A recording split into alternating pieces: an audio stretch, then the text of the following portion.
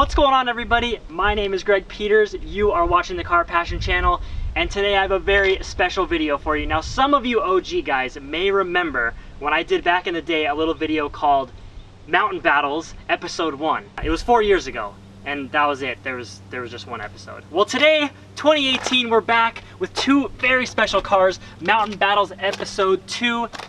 Paul, come over into the shot here. This is my good friend, Paul. He actually owns both of these cars, and he's gonna let me drive them back to back on one of my favorite super tight canyon roads. We're gonna do a little head-to-head comparison. I can't wait to get this show on the road. First, let's tell the people about what you got going in these builds. What we have here is a 2006 Miata NC. And first, let's talk about the power plant, because I find that to be the most interesting part of this car. It's got a 2011 Ford Fusion engine. It's a 2.5 liter naturally aspirated. What made you want to do this swap? So I actually bought the car and knew about this swap, and I was like, I'll probably never do it. It's a Miata, it's pretty reliable. 2 weeks later, blew the engine and decided perfect opportunity. Scooped the engine off eBay. It was 300 bucks.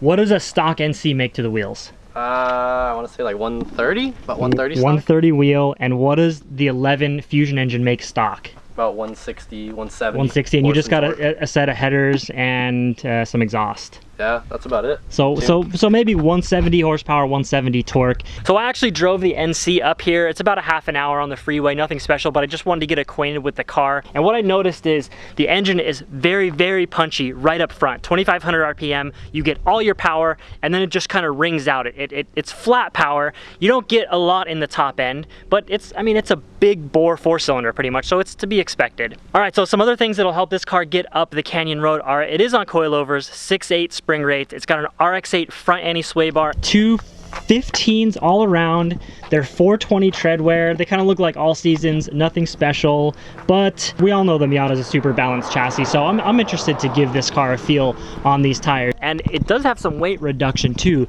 This has an aftermarket hardtop, which is much lighter than the stock one. It's got factory Mazda glass in it, which is a pretty cool little addition. But Paul's estimating this thing's roughly 150 pounds lighter than stock, which makes it 2350. That is the weight of an NB right there. So this thing is lightweight, and it's got a nice power plant in it. But I think it's got quite a match for it now in the BRZ. Let's talk about this thing. And in the blue corner, we have a 2015 Subaru BRZ, a little bit more modern, so maybe that'll give it an edge, maybe it won't, but let's talk about the stuff that matters.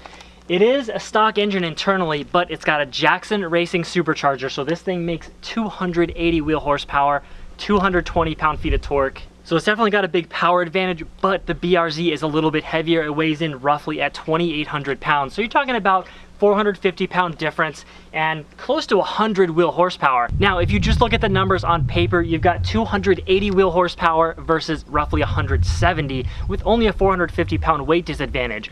But the Rotrex supercharger, the nature of that thing is a very slow and progressive power build. So below, I'd say 3,000 or so, most cars with a Rotrex feel stock, and then the boost climbs with RPM, and they usually make that peak power number at redline. Power to weight ratio, technically the BRZ does have the Miata beat out, but the Miata has all that power up front. It's got it in the low RPM, it's got that punch, and I think it's really gonna help the car get through the corners. But let's talk about a couple other things that the BRZ's got on it.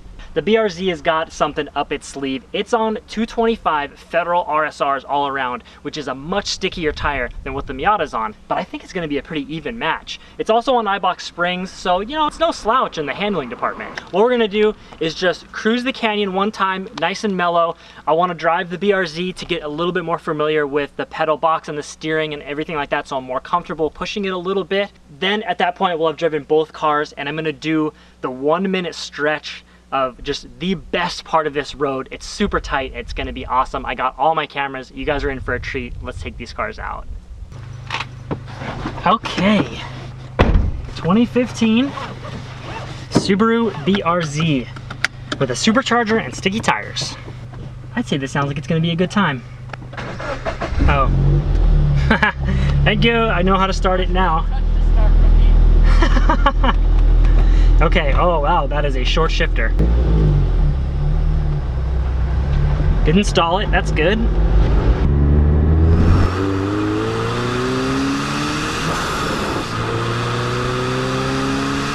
So instantly what I notice getting out of the Miata and into the BRZ is this car rides a lot nicer. It feels like a brand new car.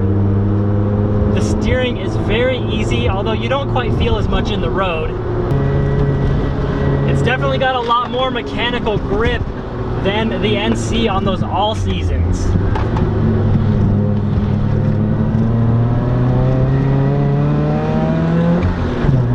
Listen to that supercharger.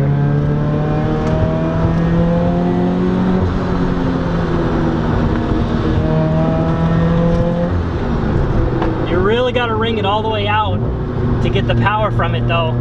We're gonna do a little supercharger pull for you guys.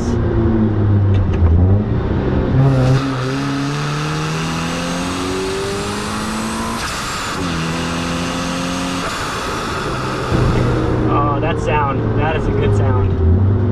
These tires are very sticky. I like them a lot. I mean, for being a street tire, especially a less expensive street tire, the R-Star, RRs, I mean, they just got grip. Now let's see how the NC feels compared to the BRZ.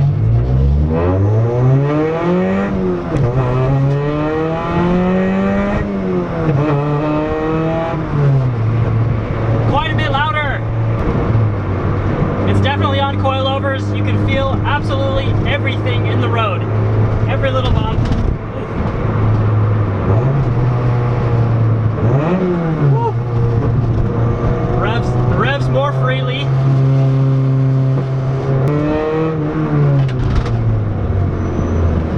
It's got a serious set of brakes on it.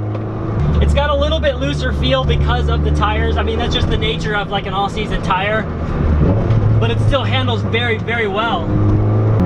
You can feel how much lighter and how much shorter it is. When you go into the corner and you flick it, the car just does exactly what you want it to. There's no delay. It's very responsive.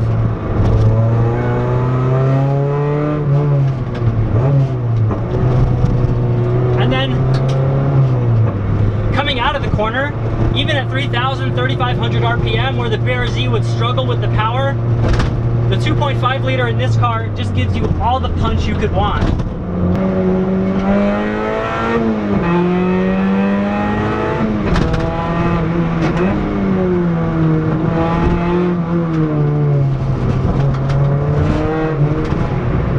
Oh my God. This thing is amazing. This thing is just so fun to drive. You wouldn't think there'd be that much contrast between the two cars. They're both lightweight, rear wheel drive, good handling cars, medium amount of power. This thing, it's like driving an NA Miata with all stock power, you know, 100 bones to the wheels at most. They're still fun cars to drive because you can just wring them out and they're so awesome. And that's kind of exactly what this car is, except on steroids. You don't have, you know, an abundance of power, but you have a good amount and it's on tap anytime you need it.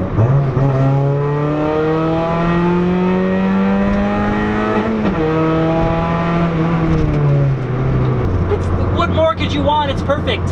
It's a track weapon. This thing could do autocross, this thing could do big track.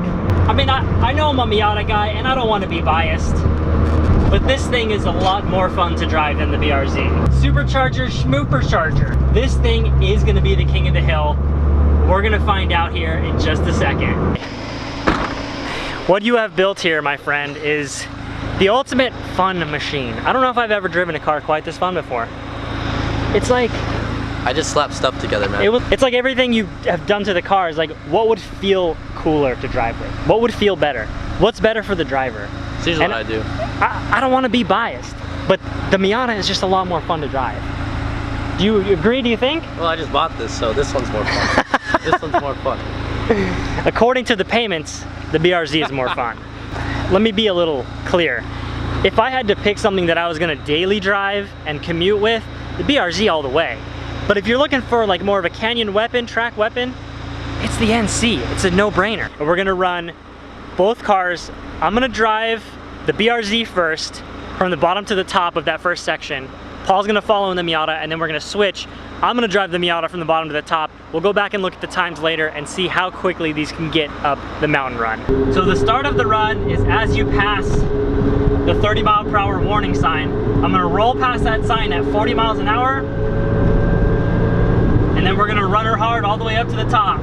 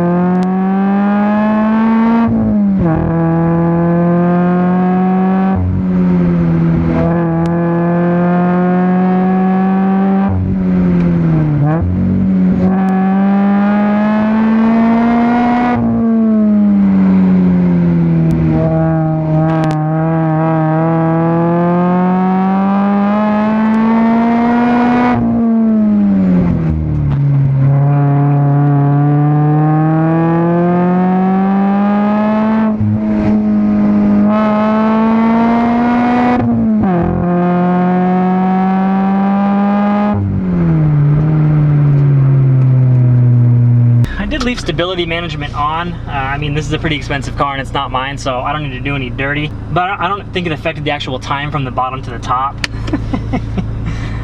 Poor Paul. I just look back and he's just gone, nowhere to be seen. Well, Greg, what you just did to me is usually what I do to people, so it's a weird perspective.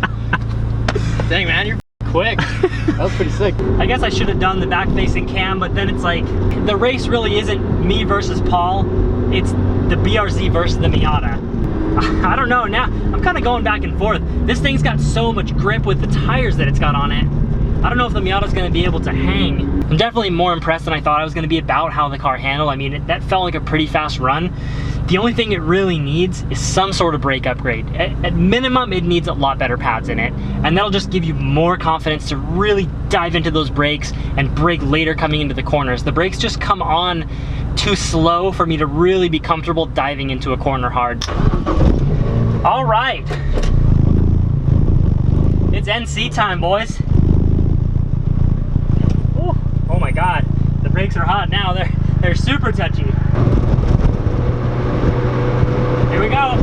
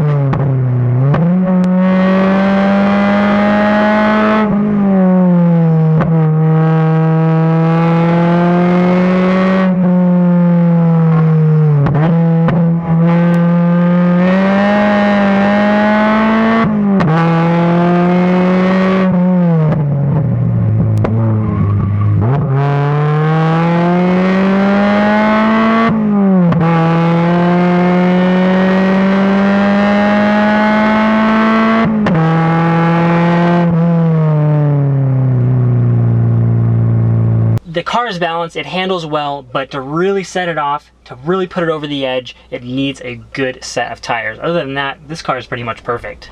All right, well, that was a super fun time. I can't thank Paul enough for letting me pilot both of his babies up that mountain.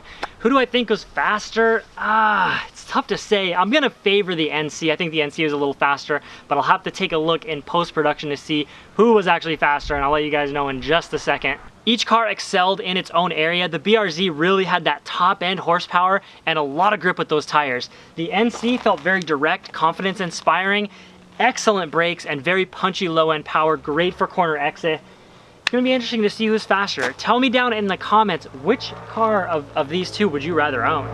So why would someone have two race cars like this? I mean, they're both kind of meant for the same thing. Well, Paul just got the BRZ and he's actually selling the NC. So if you're in Southern California or willing to travel to Southern California, what we have here is a 2006 NC with a 2011 Ford Fusion 2.5 swap. It's the best car you could ever drive and it's super fun. Y'all just saw it in the canyon. It's a blast to drive. He's only asking $9,000 for it. If you're interested in it, I'm gonna put his email right on the screen. In fact, the NC is so much fun, considering buying it myself. Paul, would you cut the Car Passion Channel a deal on this NC here? Should I become the NC Passion Channel? What do you guys think? And we are back in the VVT studio. What do you think, folks? Which one of these beautiful cars was able to run a faster time up the mountain? Now, of course, there are a million different variables. Neither of the runs were perfect, so take this information with a grain of salt, but I wanted to give it to you anyways. The BRZ was able to run a time of 1 minute 4.77 seconds, and the Miata managed a 102.4. So this time around, the Miata is the victor, but I have a feeling we're gonna have some faster cars running up that mountain in the future. So stay tuned. It's a beautiful Saturday this morning. Get out, get to work on the Miata. I got a Getrag transmission swap I gotta go work on. I will see you guys in the next one. Peace out. This guy's trying to find the only shade. There's no shade. It's freaking so hot out here. That's definitely gonna be a blooper. You turned around like this, staring at him. That was great.